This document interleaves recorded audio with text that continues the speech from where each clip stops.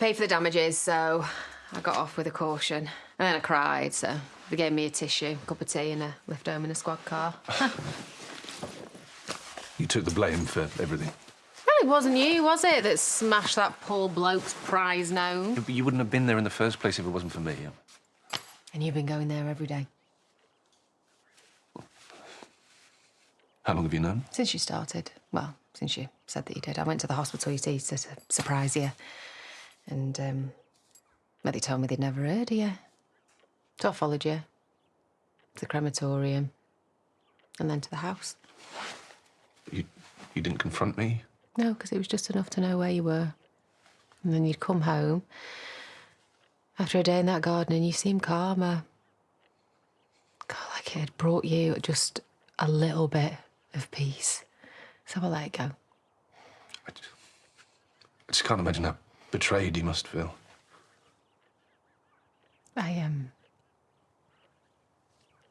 I just lost our baby and, oh, you were absent. And I had a business to run. You know, so the only way I could carry on was pretend that everything was okay when it wasn't. I guess your pain came first. Then I lost Andrea, you know, and Priya is in the hospital. Everything just felt so horrible. I couldn't pretend anymore. Nor should you have to. You know, I've never needed you more. But you just kept living that lie. Tracy said I had to speak to you, so, well, one of us had to make the first move, didn't they? So, that's why you were at the house today? Yeah. To tell you that I'm done with the lies. And you done with me? Neither of us can carry on like this, can we? No, nor should we. Please, if you can bear it, just let me explain. Yeah. No, Leanna took her first steps in that garden. And when she was older, she insisted on camping out there with me and her mother, no matter what the temperature was outside. So it was just all three of us, huddled together. And then we lost Lara, so it was just us two. And now Leanna's gone. No, they both are. When I stepped into our garden, it felt like they were still with me. I mean, even though I knew the house didn't belong to me, I just had to go back.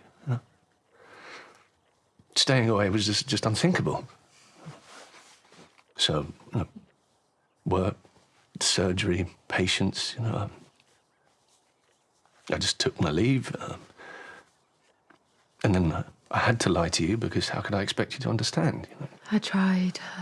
And the more I lied, the more the lie became my truth. And then it was easier to pretend I was working at the hospital than to be honest with the woman that I love more than I can say.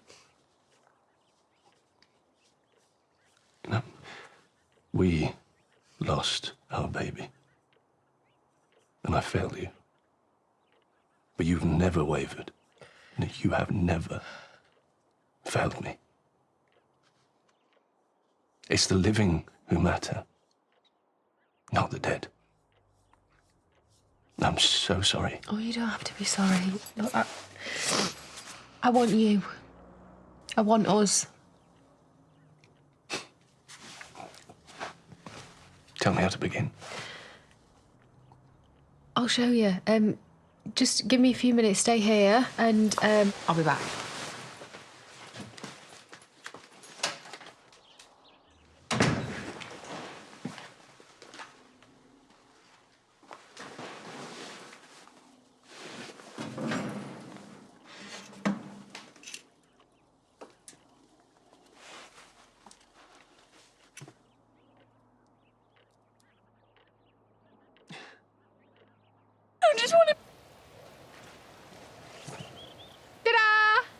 I nailed it up, crooked, and I hit my thumb. The birdhouse. The police didn't want it, so I brought it back. But we can get some bird food later, and you can come here and watch them on your allotment. What? This is for me. Yeah, well, not all of it. The parish council are turning it into allotments, you know, local food for local people, and I put your name down first. I thought, where you lead, others will follow. I'll see. Well, I know that this isn't the garden that Leanna grew up in, but this was a home. She loved here, and she was loved. Yeah, it was. And you can come here any time you like. You can plant what you want, and I'll just be around the corner, you know. So I have to be alone. I've never been alone, have I? Through my darkest moments, you've never given up on me. And I never will. We can do this.